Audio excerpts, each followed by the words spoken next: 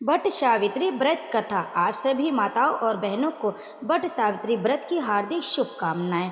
भक्तों, माताओं और बहनों, वट सावित्री व्रत कथा का वर्णन स्कंद पुराण में है।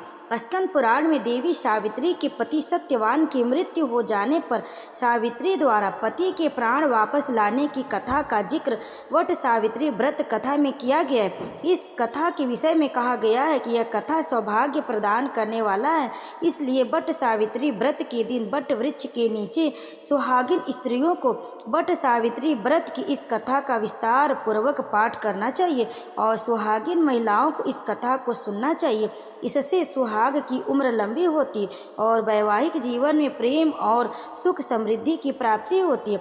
वट सावित्री व्रत कथा हिंदू धर्म में एक महत्वपूर्ण कथा है जो विवाहित महिलाओं द्वारा अपने पति की लंबी आयु और पारिवारिक की सुख समृद्धि के लिए व्रत के रूप में मनाई जाती है। तो इस व्रत की कथा का मुख्य पात्र सावित्री और सत्यवान है। तो माताओं और बहनों, आइए बहुत ही श्रद्धा और भक्ति के साथ अपने पति की लंबी आयु की कामना करते हुए आज हम सुनते हैं वट सावित्री की व्रत कथा, यानी कि सावित्री और सत्यवान की पावन कथा।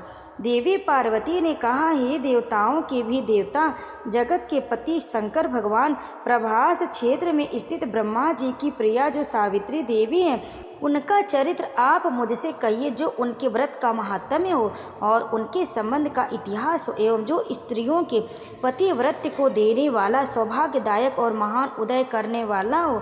तब भगवान शंकर ने कहा कि हे महादेवी, प्रभास क्षेत्र में स्थित सावित्री के असाधारण चरित्र को मैं तुमसे कहता हूँ। हे महेश्वरी, सावित्री स्थल नामक स्थान में राजकन्या सावित्री ने जिस प्रकार से उत्तम वट सावित्री व्रत का पालन किया। मद्र देश में एक धर्मात्मा राजा रहता था जो सभी प्राणियों के हित में तत्पर रहता था। उसका नाम अश्वपति था। धर्मात्मा क्षमाशील सत्यवादी होने पर भी राजा संतान रहित था। एक समय वह राजा प्रभास क्षेत्र में यात्रा करते हुए पहुंचा और सावित्री स्थल पर आ गया। वहां पर राजा ने अपनी रानी के साथ इस व्रत को किया जो सावित्री व्रत नाम से प्रसिद्ध सभी प्रकार की कामनाओं को पूर्ण करने वाला है। इस मंत्र की ओम भूर्भुवः स्वहा की साक्षात मूर्ति बनकर स्थित श्री ब्रह्मा जी की प्रिया सावित्री देवी उस राजा पर प्रसन्न हुई।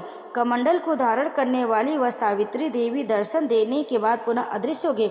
लेकिन देवी के दर्शन के पुण्य से कुछ दिनों बाद राजा अश्वपति के घर देवी के समान रूप वाली कन्या का जन्म हुआ, जो देवी सावित्री के अंश से ही उत्पन्न हुई थी। देवी सावित्री की प्रसन्नता से प्राप्त तथा सावित्री की पूजा करने के बाद उत्पन्न कन्या का नाम भी सावित्री रखा गया। वह राजकन्या देवी लक्ष्मी के समान शोभित होती हुई बढ़ने लगी और धीरे धीरे सुकोमल अंगों वाली वह कन्या यौना अवस्था को प्राप्त हुई। नगरवासी उस कन्या को देखकर यही समझते थे कि वह कोई देव कन्या है। कमल के समान विशाल नेत्रों वाली एवं तेज से अग्नि के समान प्रज्वलित होती हुई वह सावित्री महर्षि भृगु द्वारा कहे हुए सावित्री व्रत को करने लगी। लक्ष्मी के समान सुशोभित वह कन्या एक दिन देवी सावित्री की पूजा के पास पिता के पास खड़ी हो गई। उस समय पुत्री की युवा अवस्था को प्राप्त हुई देखकर राजा ने मंत्रियों से सलाह किया। इसके बाद राजा ने सावित्री से कहा, हे पुत्री, तुम्हें योग्य वर को देने का समय आ गया। मुझसे कोई तुम्हें मांगने के लिए भी नहीं आता और मैं भी विचार करने पर तुम्हारी आत्मा की अनुरूप वर को नहीं पा रहा हूँ। अतः हे पुत्री, देवताओं के निकट मैं जिस तरह से निंदनीय ना हूँ वैसा तुम करो।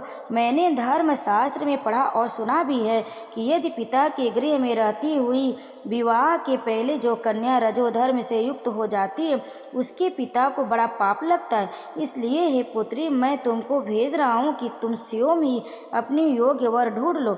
वृद्ध मंत्रियों के साथ शीघ्र जाओ और मेरी बात को मानो। इसके बाद जैसा कहते हैं वैसा ही होगा।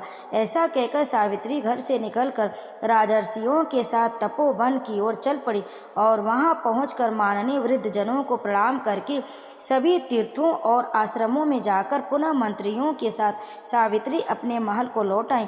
यहाँ सावित्री ने पिताजी के साथ देवर्षि नारद को बैठे हुए देखा। आसन पर बैठे हुए नारद जी को प्रणाम करके मुस्कुराती हुई जिस कार्य के लिए वन में गई थी सारी बातें कहने लगी। सावित्री बोली, हे नारद जी, साल्व देश में धर्मात्मा धूम्रसेन नाम के विख्यात एक क्षत्रिय राजा है जो देव योग से नेत्रहीन हो गए। रुक्मी नाम उनके एक सामंत ने उनके राजपाट छीन लिया और वह अपने पुत्र और पत्नी के साथ वन में रह रहे। उनका पुत्र सत्यवादी और धर्मात्मा है, उसे ही मैंने मन में पति रूप से वर्ण किया। नारद जी सावित्री के वचनों को सुनकर बोल पड़े, हे राजन, सावित्री ने यह बड़ा कष्टप्रद कार्य कर डाला।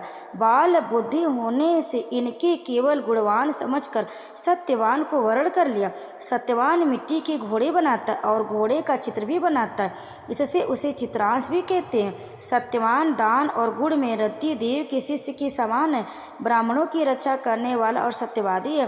राजा अयाति के समान उदार, चंद्रमा के समान प्रिय लगने वाला, रूप में दूसरे अश्विन कुमार के समान और धूम्रसेन के समान बलवान है, लेकिन उसमें केवल एक दोष है, दूसरा कोई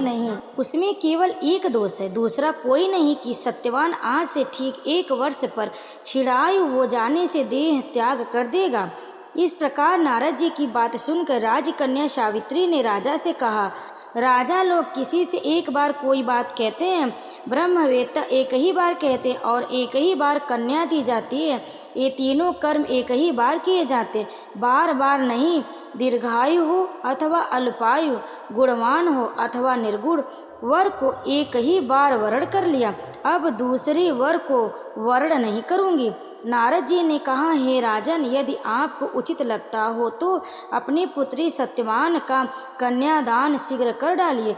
राजा शुभ मुहूर्त विधि विधान पूर्वक सत्यवान के संग सावित्री का विवाह करवा दिया। सावित्री अपने पति को पाकर ऐसे प्रसन्न थी जैसे उसे पुण्यवान पुरुष स्वर्ग को पाकर प्रसन्न होता। सावित्री उस सत्यवान के साथ आश्रम में रहते हुए नारद जी की कही हुई बात को याद करती रहती थी और उस दिन को गिनती रहती थी कि जब सत्यवान देह त्याग कर चले जाएंगे। जब सत्यवान के मरण के केवल 3 दिन शेष रह गए तब सावित्री ने निराहार रहने का व्रत लिया और तीसरे दिन सुबह स्नान करके देवता और पितरों का पूजन किया। फिर सास ससुर की चरण वंदना करके वह भी पति के साथ जंगल की ओर चल पड़ी। जंगल में लकड़ी काटते काटते अचानक से सत्यवान के सिर में दर्द होने लगा। सावित्री ने कहा कि आप कुछ देर मेरी गोद में सिर रख कर सो जाइए, फिर हम आश्रम की ओर चलेंगे। जैसे ही सत्यवान सावित्री की गोद में लेटे वैसे ही सावित्री ने देखा कि सांवले पिंगल वर्ण वाले किरीटधारी पीत वस्त्र पहने हुए साक्षात सूर्य के समान उदित हुए पुरुष उनके सामने खड़े हैं। सावित्री ने उन्हें प्रणाम किया और उनसे पूछा कि आप कौन। इस पर यमराज ने कहा कि मैं सब प्राणियों के लिए भयंकर और कर्मानुसार उनका उचित दंड देने वाला यम हूँ। सो हे पतिव्रता सावित्री, समीप में पड़े हुए तुम्हारे पति की आयु समाप्त हो गई है, इसे यमदूत पकड़कर नहीं ले जा सकेंगे, इसलिए मैं स्योमय हूँ। ऐसा कहकर फांस के लिए हुए यमराज ने सत्यवान के शरीर से अनुष्ट मात्र शरीर वाले जीव आत्मा को बलपूर्वक निकाल लिया। इसके बाद यमपुरी की ओर चलना शुरू किया। सावित्री भी यम के पीछे पीछे चलने लगी। यमराज ने सावित्री से कहा कि कोई भी जीव बिना आयु समाप्त हुए यम मार्ग से नहीं जा सकता।